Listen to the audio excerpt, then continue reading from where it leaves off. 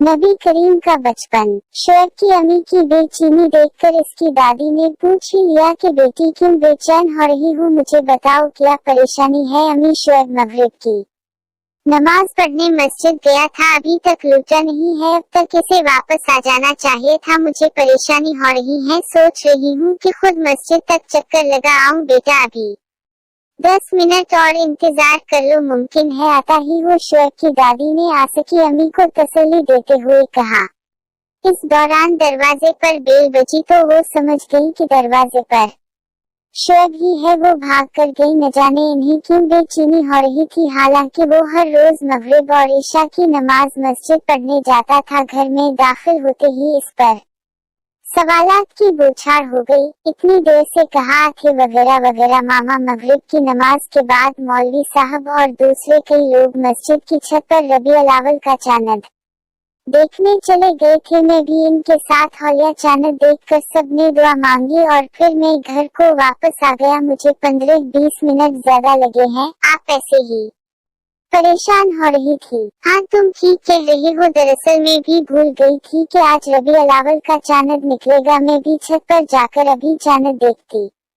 नहीं मामा, अब चांद नहीं है, जब हम लोग चांद देख रहे थे तो वो उसी वक्त गुरूब हो गया था। अच्छा चलो मैं दुआ तो कर लूँ। दरअसल रबीउल अव्वल का महीना वो महीना है जिसमें नबी करीम की विलादत हुई थी। उसी दौरान इनकी दादी भी इनके पास पहुंच गई। वो इनकी सारी गुफ्तगू सुन चुकी थी। दोनों ख्वातीन ने वही क़िबला रुख खड़े होकर दुआ के लिए हाथ उठा दिए। शोएब ने भी रस्मा हाथ उठा दिए और आमीन कहता रहा। दुआ के बाद मुंह पर हाथ फेराते हुए इसकी दादी गोया हुई, बेटा शोएब तुम्हें ये मालूम है कि हमारे रसूल करीम की विलादत हजरत आदम अलैहिस्सलाम के तकरीबन 6000 साल बाद हुई थी। उस वक्त इंसानों में अच्छे और बुरे की तमीज का एहसास खासा बेहतर हो चुका था, मगर फिर भी अरब के लोग बुत परस्ती में लगे हुए थे। इनके अखलाक भी बहुत अच्छे नहीं थे।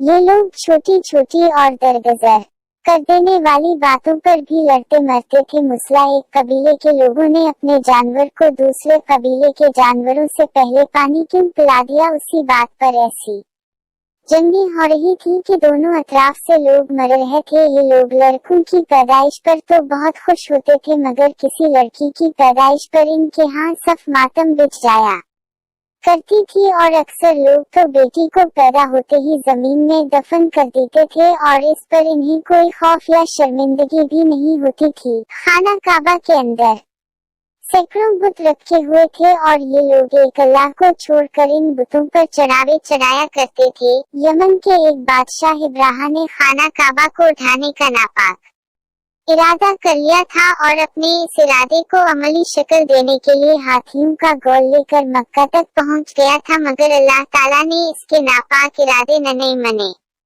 परिंदों के हाथों खाक में मिला दिए। आपकी विलादत उस अजीम सानिहा के चंद माह के बाद हुई। कहा जाता है कि जब आपकी पैदाइश हुई तो उस वक्त कई ऐसे वाकयात भी रोनमा हुए जो आम जिंदगी में रोनमा नहीं होते। सीरत की किताबों में लिखा है कि आपकी विलादत के वक्त आग की इबादत करने वालों की कई सालों से जलती हुई आग बुझ गई। ईरान के शाही महल में जलजला आया और इसके अजीम अलशान मीनारे जमीन बूस हो गए। काबा के अंदर रखे बुत जिनकी ये लोग पूजा किया करते थे भी जमीन